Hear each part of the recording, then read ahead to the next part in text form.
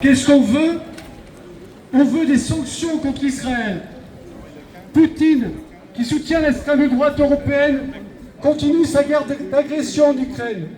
Son armée accentue le bombardement de civils, de centres énergétiques, de magasins d'approvisionnement, des lieux essentiels pour vivre dignement dans ce pays. Poutine veut annexer la partie de l'Ukraine qu'il occupe déjà, en attendant plus probablement. Dès 2014, l'UE a adopté des sanctions contre la Russie à la suite de l'annexion illégale de la Crimée.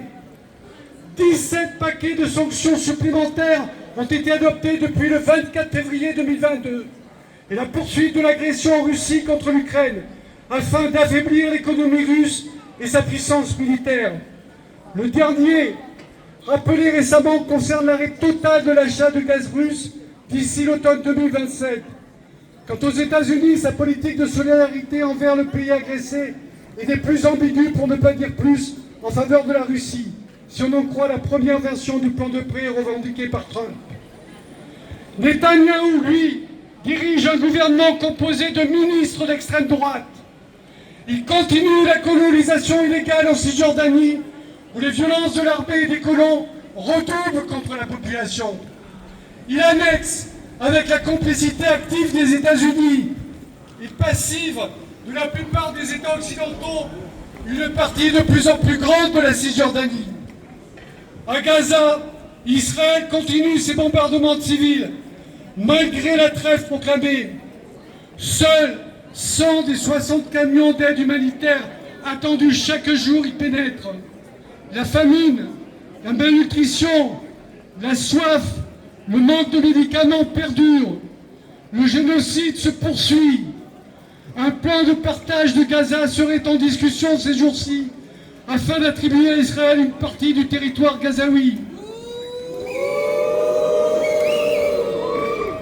Netanyahou et ses ministres refusent qu'un État palestinien puisse voir le jour à côté d'Israël. L'UE a-t-elle décidé d'affaiblir l'économie israélienne et sa puissance militaire comme elle le fait vis-à-vis de la Russie? Non. L'accord commercial entre l'UE et Israël est toujours en vigueur. Des industriels européens continuent à livrer des armes à Israël. Celui-ci occupe toujours illégalement le Golan et bombarde régulièrement le Liban, alors qu'il a signé un cessez-le-feu avec le Liban il y a environ un an. Il bombarde également la Syrie. Depuis le 7 octobre 2023, l'aide américaine à Israël s'élève à 22 milliards pour équiper l'armée génocidaire d'Israël. Les États-Unis ont financé 70% de la guerre de Gaza. Le poids des États-Unis dans le règlement du conflit, le souvenir de la Shoah et les appétits commerciaux ne justifient en rien la tédière européenne dans cette guerre coloniale. Nous exigeons des dirigeants de l'UE qu'ils prennent enfin des sanctions contre l'agresseur israélien et participent à son affaiblissement militaire et économique.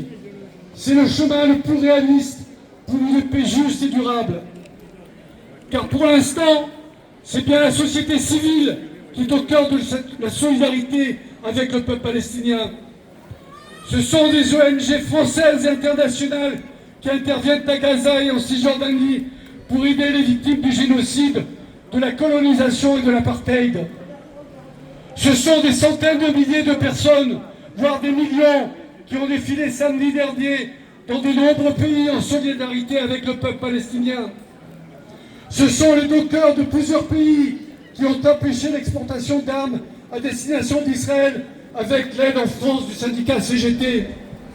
Ce sont des mobilisations citoyennes qui empêchent les industriels de la mort israélien de venir tenir son salon guerrier dans nos pays.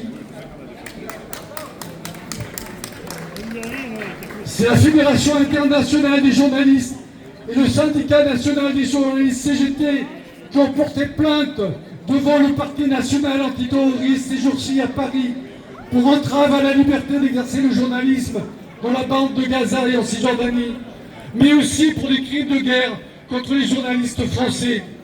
Ces organisations attendent du juge qui lise le droit en vertu des lois françaises et internationales. C'est la Confédération paysanne qui s'adresse au ministre de l'Europe et des Affaires étrangères pour qu'il intervienne auprès des autorités israéliennes afin que soient libérés les agriculteurs et syndicalistes arrêtés le 1er décembre lors de l'attaque à Ramallah et à Hébron, des sièges d'une des plus grandes institutions du développement agricole palestinienne, l'Union des comités de travail agricole. Une pétition lettre est lancée pour appuyer l'action de ce syndicat. Elle est sur le WhatsApp des collectifs qui organisent cette manifestation. Et puis, il y a tous ces gestes citoyennes et citoyens, d'associations, de partis qui contribuent à l'aide financière à des familles gazaouis ou à la défense du secteur agricole palestinien. Tous ces actrices et acteurs le font car ils ont des valeurs de solidarité, de liberté, de fraternité qu'ont oublié nos gouvernements. Et parce que c'est pour elles une question de dignité, en soutien à la dignité du peuple palestinien. Nous n'avons aucun doute et nous serons toujours là, car oui, la Palestine vivra, oui, la Palestine vaincra. Free, free, free Palestine! Free Palestine! Free, free, free Palestine! Viva, viva Palestina! Viva, viva Palestina! Viva, viva Palestina! Viva, viva Palestina! تحيا تحيا فلسطين! تحيا فلسطين! تحيا تحيا فلسطين! تحيا تحيا فلسطين!